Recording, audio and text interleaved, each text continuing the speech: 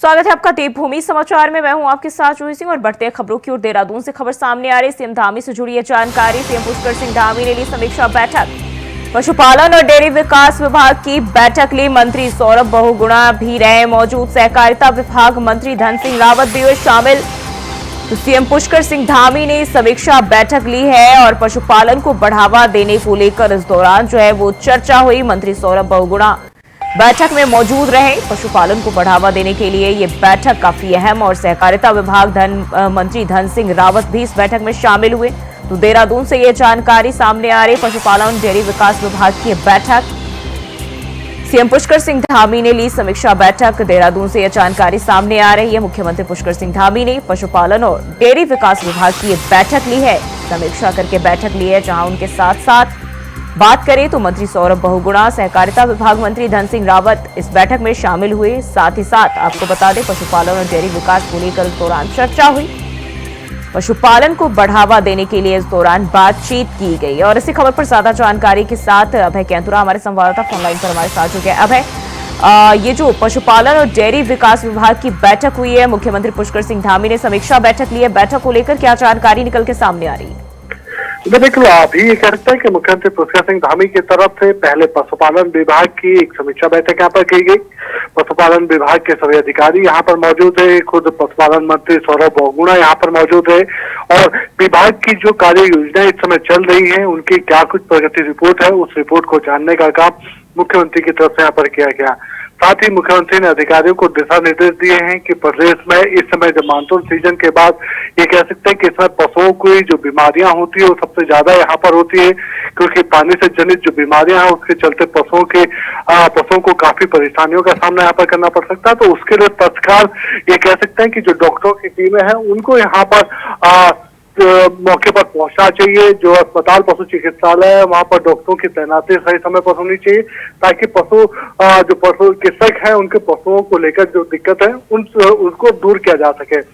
इसके अलावा बैठक में मुख्यमंत्री की तरफ से अब ये कहा जा सकता है कि जिस तरीके से आम जनता के लिए अस्पताल की सुविधाएं होती है, इलाज की सुविधाएं होती है, उसी प्रकार से पशुओं के लिए भी अब दिन के बजाय शाम के समय भी इलाज को उपलब्ध कराने के लिए दिशा निर्देश यहाँ पर दे गए, ताकि 6 बजे के बाद भी अगर किसी पशु को दिक्कत होती है, किसान के पशु को बीमार होता है, तो फिर वो 6 बजे के बाद भी पशु चिकित्सालय में जाकर पशु डॉक्टर से बातचीत कर सकता है और अपने पशुओं को ठीक करने का काम यहाँ पर कर सकता है। जनपदों में जो डॉक्टर हैं, जो वेटरनरी डॉक्टर हैं, उनको तत्काल नियुक्त करने के निर्देश यहाँ पर दे देंगे, ताकि जनपदों में भी जनता की समस्या, कृषकों की जो समस्या है वो दूर हो सके। तो ये कहा जा सकता है कि मुख्यमंत्री पुष्कर सिंह धामी जब भी समय मिलता है विभागों की समीक्षा बैठक करते हैं और प्रगति रिपोर्ट जानने का काम करते हैं, ताकि राज्य विकास के पथ पर तेज गति से आगे बढ़ सके। बिल्कुल। अब है जिस तरीके से अगर हम देखें यहाँ कई अन्य मंत्री भी शामिल रहे, लेकिन हम बात करें अगर पशुपालकों की, क्योंकि उनकी भी काफी अहम भूमिका होती है पशुपालन और डेयरी को लेकर, उनके लिए भी क्या किसी तरह की चर्चा, किसी तरह की बातचीत की गई है इस दौरान? जी बिल्कुल, पशुपालकों के लिए इस समीक्षा बैठक में साफ तौर पर कहा जा सकता है कि जो सरकार की योजना है वो किस रूप में उन तक पहुंच रही है, उसको भी जानने का काम मुख्यमंत्री की तरफ से किया गया। क्योंकि अभी ये विभिन्न योजनाएं सरकार की तरफ से चलाई जा रही है, ताकि पशुपालकों को उन्नत किस्म के पशु यहाँ पर मिल सके और जिससे उनकी आर्थिकी और मजबूत यहाँ पर हो सके। राज्य विकास के पथ पर तभी तेज गति से आगे बढ़ पाएगा जब राज्य के जो पशुपालक है, किसान है, वो सही दिशा में आगे बढ़ पाएंगे, उनकी आर्थिकी मजबूत यहाँ पर हो पाएगी। तो उसको लेकर लगातार मुख्यमंत्री पुष्कर सिंह धामी यहाँ पर बातचीत करें, अधिकारियों को दिशा निर्देश देख रहे हैं। अब देखना ये होगा कि जो लक्ष्य पशुपालन विभाग ने इस समय चुना है, राज्य के ज्यादा से ज्यादा किसान या पशुपालकों को उन्नत किस्म के पशुओं को यहाँ पर देने का काम किया जा सके, उस दिशा में किस रूप में आगे बढ़ पाता है, कब तक इस लक्ष्य को प्राप्त करते हैं। देखिए, इतना जरूर कहा जा सकता है कि मुख्यमंत्री पुष्कर सिंह धामी जिस संजीदगी के साथ ये बैठकें यहाँ पर कर रहे हैं, अधिकारियों को दिशा निर्देश दे रहे हैं, तो समझा जा सकता है कि सरकार अपने उन कर्तव्यों का निर्वहन कर रही है, ताकि उत्तराखंड राज्य विकास के पथ पर आगे बढ़ सके और जो लक्ष्य सरकार ने चुना है लक्ष्य प्राप्त कर सके। जी अब है अगर हम देखें तो पशुपालकों के लिए कहीं ना कहीं जब वो शुरुआत करते हैं तो इस बिजनेस को आगे चलाने में मुश्किलें होती है। सरकार की ओर से आगे और क्या सुविधाएं उन किसानों के लिए जो पशुपालन में आगे बढ़ना चाहते हैं, किस तरह की योजनाएं देखने को मिल सकती है? बिल्कुल, अभी सबसे बड़ी ये कह सकते हैं कि पशुपालकों के लिए जो डेयरी की योजना है, जो योजना, उसको किस प्रकार से आगे बढ़ाया जा रहा है।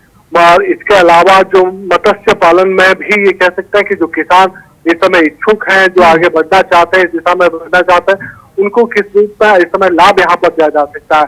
खासतौर पर जो पहाड़ी क्षेत्रों के जो किसान या पशुपालक हैं, उनको विभिन्न योजनाओं में किस प्रकार से सब्सिडियों के माध्यम से और मजबूत यहाँ पर किया जा सकता है, उसको लेकर यहाँ पर दिशा निर्देश यहाँ पर दिए गए।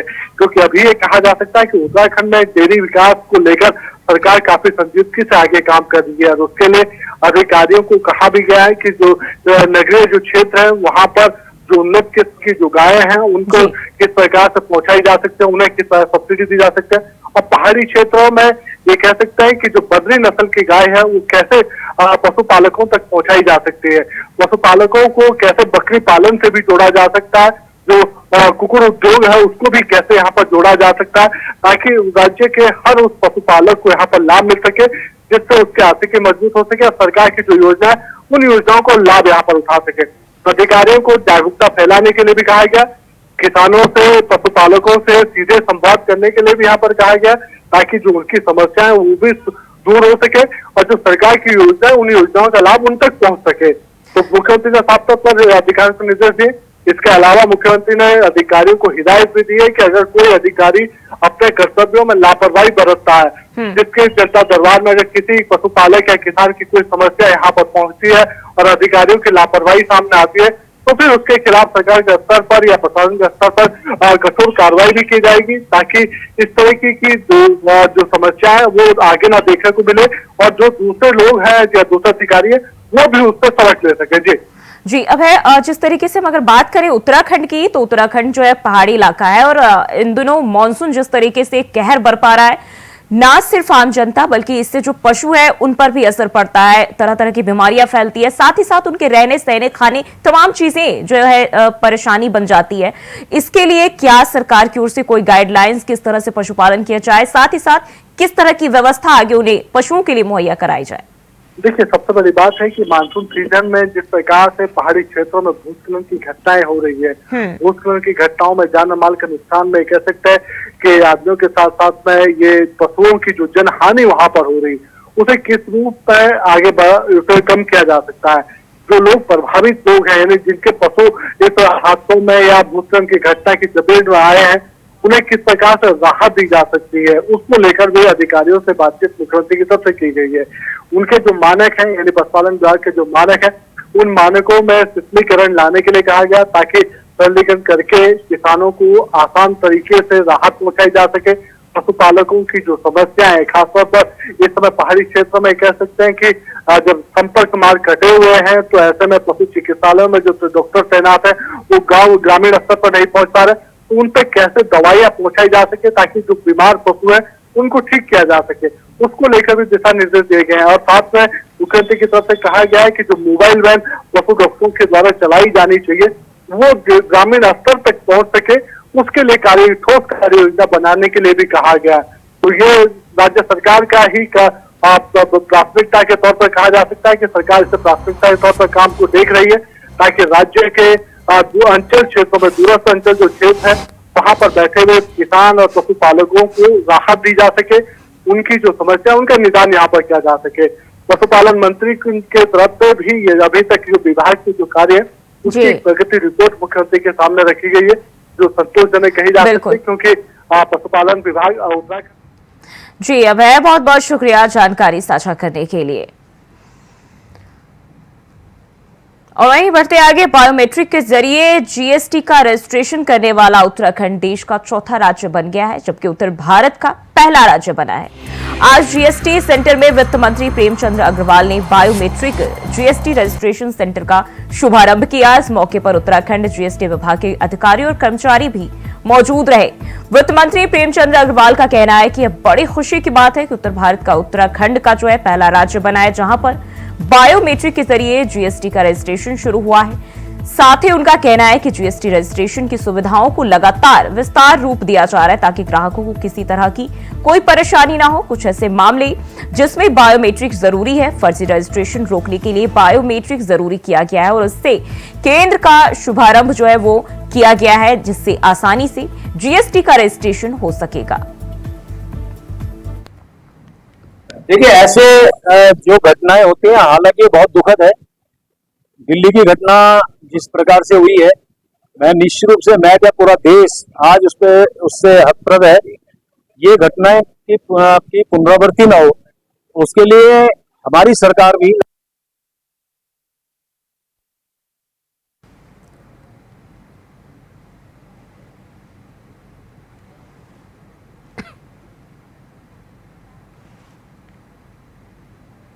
और वहीं देहरादून में स्मार्ट सिटी के कार्यों को लेकर विपक्ष हमेशा ही आक्रामक रुख अपनाती आई है, लेकिन अब सत्ता पक्ष की तरफ से भी इस विषय पर विपक्ष के आरोपों पर पलटवार किया जा रहा है। भाजपा नेत्री ने कहा कि चुनाव आते ही विपक्ष को ऐसे मुद्दे याद आते हैं जबकि जनता विपक्ष को नकार चुकी है।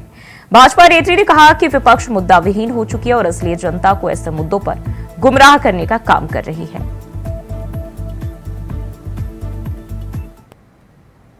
देखिए, विपक्ष जो है, मैंने कहा कि मुद्दा विहीन हो गई है, उनके पास कोई मुद्दे नहीं है। और जब चुनाव नजदीक आता है लोगों की सिंपैथी लेने के लिए, वो कहते हैं ना, जिन्न जब पिटारे से बाहर निकल आता है तो उनको सारी चीजें याद आने लगती हैं। वो सोचते हैं कि शायद अब हम चुनाव के वक्त पे ऐसी बातें करके लोगों की सिंपैथी लेने के लिए कोशिश करेंगे, तो जनता हर चीज को समझती है।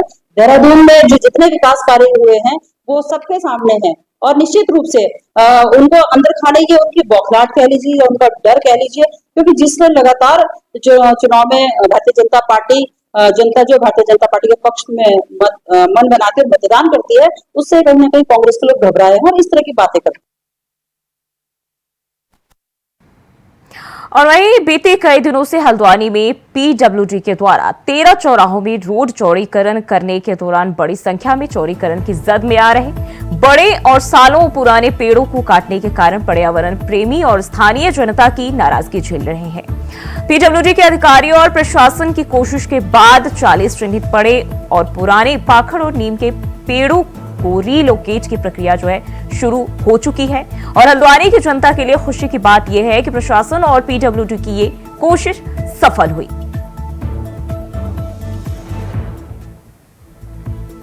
तो रोड चौड़ीकरण के चलते जो है ट्रांसप्लांट वो जारी है। पीडब्ल्यूडी और प्रशासन की कोशिश से जनता फिलहाल खुश दिखाई दे रही है। और ये जानकारी हल्द्वानी से, जहां पेड़ों का ट्रांसप्लांट किया जा रहा है और इसके चलते जनता में भी इसको लेकर खुशी है। देखिए, इसमें जो हमारे 13 चौराहे हैं, इसमें पेड़ों की गिनती हुई थी कि उनको चौड़ीकरण की जद में जो भी आ रहे हैं उनको काटा जाए, लेकिन इसमें जिलाधिकारी महोदय द्वारा एक अनूठी पहल की गई कि हम जो हमारे प्राचीन पेड़ हैं जिनकी उम्र यहाँ पर लोकल लोग 100 साल भी बताते हैं, ऐसे पेड़ों को जो इस तरह की श्रेणी में हैं और जिनको ट्रांसप्लांट किया जा सकता है। ख़ास तौर पर ये हमें एक्सपर्ट से पता चला कि फाइकस प्रजाति के पेड़ जिसमें पाकड़ है, पीपल है, जो भी चौड़ी पत्ती के पेड़ हैं, उनको ट्रांसप्लांट किया जा सकता है। तो इस पर 40 पेड़ों का लिस्टिंग की गई कि इन सभी 13 चौराहों पर जहाँ जहाँ पे भी इस तरह के पेड़ हों उनको चिन्हित कर लिया जाए। और इस बीच में हमारी प्रोसेस चली रही थी कि एक पेड़ जो 100 साल पुराना पेड़ बताते थे नरीमन चौराहे में, वो अचानक गिर पड़ा। और सबसे अच्छी बात यह है कि हमने उसको भी तत्काल ट्रांसप्लांट के लिए हल्दी चौड़ जो गौशाला में लैंड थी वहाँ पर उसको स्थापित कर दिया है। और खुशखबरी यह है कि वो इस समय जीवित है और उसमें पत्तियाँ उसमें